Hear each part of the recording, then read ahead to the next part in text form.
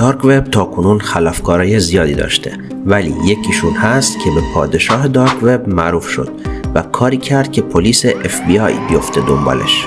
توی این ویدیو در مورد کسی صحبت میکنیم که لقب پادشاه دارک وب رو به یدک میکشه و اگه میخوای بدونی پلیس FBI با چه ترفندی تونست پادشاه دارک وب رو دستگیر کنه، تا آخر ویدیو همراه هم باش. بریم ببینیم اصلا دارک وب چیه.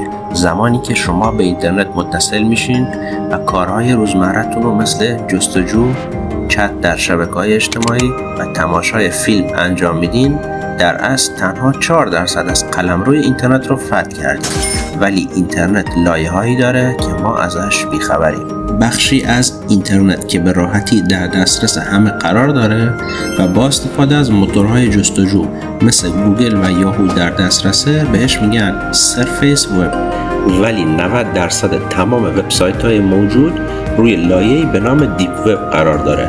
دیپ وب همون وبسایت‌هاییه که برای دسترسی به اونا نیازمند وارد کردن رمز عبور و وارد شدن به حساب کاربری هستیم. و اما دارک وب قسمتی از دیپ وبه که شامل وبسایت‌هاییه که تنها از طریق مرورگرهای خاصی میشه به محتوای اونها دسترسی داشت.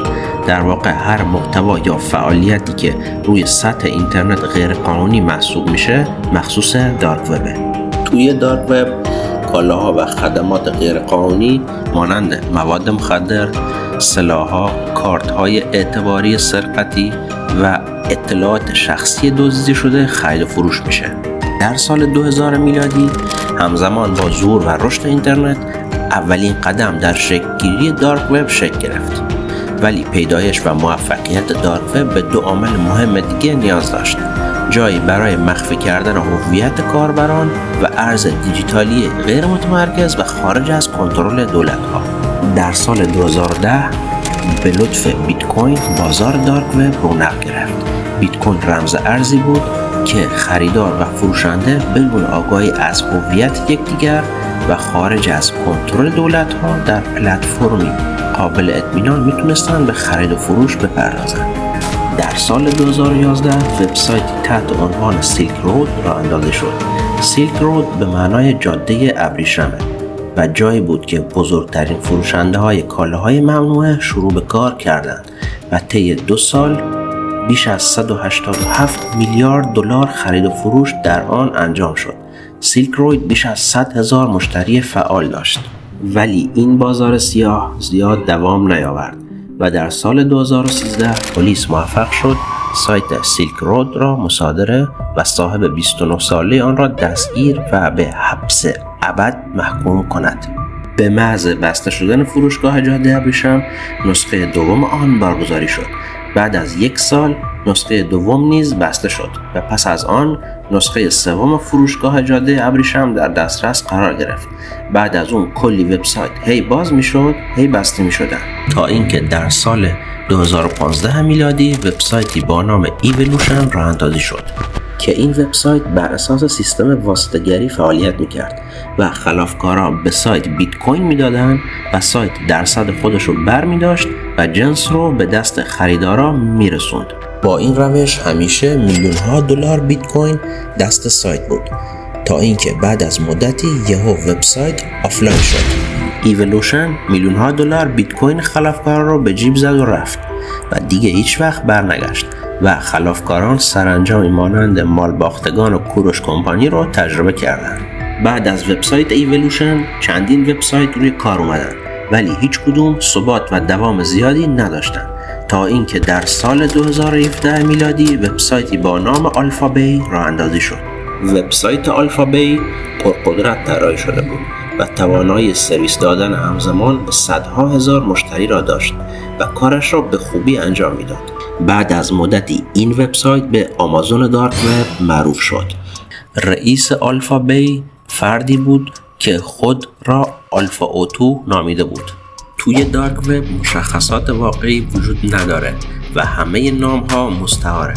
او سایتش رو با فروختن کارت ملی جعلی شروع کرد و وقتی دید بازدید سایت داره میره بالا شروع کرد به فروختن چیزهای خلاف مثل اسلحه، مواد مخدر، دارو و حتی استخدام قاتل و هر چیز غیر قانونی که فکرشو کنید توی این سایت به خرید و فروش میرسید. استخدام قاتل هم یعنی این که ما یه نفر رو استخدام کنیم که بره واسمون یکی دیگر رو بکشه. چون در این وبسایت هویت خریدار و فروشنده ناشناس میمون، باعث شد خیلی زود وبسایت آلفابی به عنوان معروف ترین وبسایت دارک وب شناخته بشه. وبسایت آلفابی تا جای پیشرفت کرد که در اون 200,000 نفر خریدار ثابت و 40,000 فروشنده مشغول به خرید و فروش بودن. وبسایت آلفابی 300,000 ممبر فعال داشت و روزانه $500,000 داد و ستد در آن انجام می گرفت. سهم آلفا اوتو توی هر معامله بین 2 تا 4% بود و این باعث شد او هر روز ثروتمندتر بشه و در مدت کوتاهی او تبدیل به یک مولتی میلیونر شد. بعد از موفقیت‌های بسیار، رئیس وبسایت که میشه آلفا اوتو برای ارتباط بین فروشنده‌ها و خریدارها یک نماینده به نام دی اسنیک انتخاب کرد و خود را بازنشسته کرد. وقتی یه وبسایت خلاف چنین رشدی میکنه برای پلیسا خیلی عجیبه و شاخک‌های خودشون رو به کار میندازن. پلیسا میخوان بدونن پشت پرده این سایت چیه، میخوان بدونن پادشاه دارک وب کیه. ولی پیدا کردن سرنخ از چنین تشکیلاتی کار هر پلیسی نیست. به همین خاطر پلیس FBI و DEA که مخفف پلیس مبارزه با مواد مخدره وارد عمل میشن. در ابتدا پلیسا از طریق ردیابی سایت میخواستن اطلاعاتی به دست بیارن ولی موفق نشدن. بعد اونا میرفتن توی سایت و به عنوان فرد ناشناس مواد میخریدن به امید اینکه شاید روی بسته‌بندی محصولات یا سازوکار سایت سرنخی پیدا کنن. ولی رئیس وبسایت آلفا اوتو قوانین بازی رو خوب میدونست و به نظر میرسید فکر همه جای کارو کرده. سایت آلفابی یه قانون داشت. هر کاربری که وارد سایت میشد یه پیام خوشامدگوی ناشناس بهش ارسال میشد. ولی یه روز یه اشتباهی رخ داد که همه چی رو نقش برآورد کرد. و اما قبل از اینکه بدونیم اون اشتباه چی بود، لطفاً ویدیو رو لایک کنید. اشتباه این بود که یه ایمیل خوشامدگویی با آدرس یه ایمیل واقعی فرستاده شد. خطا خیلی زود رفع شد ولی آن کاربر آدرس ایمیل رو ذخیره کرد و به صورت ناشناس برای پلیس ها فرستاد. مشخص نیست که طرف کاربر سایت بوده یا رقیب آلفابی یا دشمنش، ولی هر کی بود کاری کرد که پلیس ها خیلی به آلفا اوتو نزدیک بشن و اون آدرس ایمیل این بود: pimpalex91@hotmail.com. حالا پلیسا خوشحال بودن چون بالاخره یه سرنخ پیدا کرده بودن و میتونستن با این ایمیل اطلاعات خوبی به دست بیارن. پلیسا از طریق ایمیل حد زدن که طرف متولد سال 1991 و اسمش الکسه. با تخمین سال تولد و اسم دیگه پلیسا کارشون خیلی آسان شده بود. پلیس FBI با یکم بررسی تونست بفهمه که اسم واقعی آلفا اوتو الکساندر کازسه و ایشون پادشاه دارک وبه و همینطور فهمیدن که کازس توی جنوب کبک کانادا به دنیا اومده و همونجا بزرگ شده. با این که عکسش رو پیدا کرده بودن ولی هنوز نمیتونستن دستگیرش کنن چون پلیسا نمیدونستن کازس الان کجاست. یکم بیشتر که در موردش تحقیق کردن فهمیدن کازس یه طراح نرم افزاره و صاحب یه شرکت فناوری توی تایلنده و همسرش هم تایلندیه. بر طبق شواهد همه سرنخ‌ها پلیس‌ها رو به بانکوک تایلند کشوند. کم کم پلیس‌ها مخفیانه به کازس نزدیک شدن و دورادور کازس رو زیر نظر گرفته بودن. ولی چرا؟ چون اونا میخواستن کازس رو زمانی دستگیر کنن که پشت کامپیوترش باشه و داخل وبسایتش باشه، چون وبسایتش اگه قفل میشد دسترسی به اطلاعات سخت میشد. در ادامه تحقیقات مشخص شد کازس یه زندگی فوق لاکچری داره. اون 3 تا آپارتمان داره، یه ملک خصوصی داره و ماشین‌های میلیاردی داره. ولی پادشاه دارک وب یه لایف استایل معمولی داشت. او صبح زود بیدار میشد، حساب‌های شبکه‌های اجتماعیش رو چک می‌کرد، بیشتر اوقات توی خونه بود و در یک دوره زبان هم شرکت می‌کرد و گاهی اوقات با همسرش بیرون می‌رفت تا غذا بخورن. شما اگه پلیس بودین چه ترفندی برای دستگیری کازس پیاده میکردین؟ نظرتو توی کامنت برام بنویس.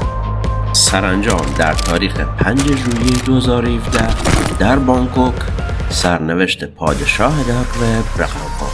طبق معمول کازس روی تختش نشسته بود و داشت خرید و فروش های وبسایت آلفابی رو چک میکرد. ناگهان یک خانم پلیس سوار بر تویوتا کمری در هنگام دنده عقب به درب فلزی خونه کازس برخورد میکنه. صدای خیلی بلندی به وجود میاد. کازس سری میره بیرون ببینه چه خبر شده. به محض اینکه بیرون میاد چند تا پلیس میریزن رو سرش. کازس سعی میکنه بره داخل اتاقش و لپتاپش رو خاموش کنه، ولی دیگه خیلی دیر شده بود. پلیسا سری میرن توی اتاق خواب و میبینن به به لپتاپ روشنه و تمام اطلاعات روی صفحه است. بعد از دستگیری کازس تمام ماشین ها و اموالش رو پس میگیرن و همسرش رو به جرم پولشویی دستگیر میکنن، چون همسرش از کارهای شوهرش خبر نداشته ولی پولشویی او ثابت شده بود. یک هفته بعد در 12 ژوئیه کازس در بازداشتگاه خودکشی میکنه و معلوم نیست کشتنش یا خودکشی کرده، ولی میگن خودکشی کرده. بعد از این ماجراها وبسایت آلفابی آفلاین شد و از دسترس خارج شد. وبسایت های بزرگی نظیر آلفابی از بین رفتن، ولی هنوز تقاضا برای موارد غیرقانونی وجود داره و طولی نکشید که فروشگاه های جدیدی توی دارک وب به وجود اومدن. حالا یه رقابت جدید برای عنوان پادشاه دارک وب وجود داره. همکنون پادشاه دارک وب یک مدعی امیدوار کننده داره. دی اسنیک. او آلفابی را در سال 2021 دوباره راه اندازی کرد و بازار دارک وب را تا امروز اداره می کند.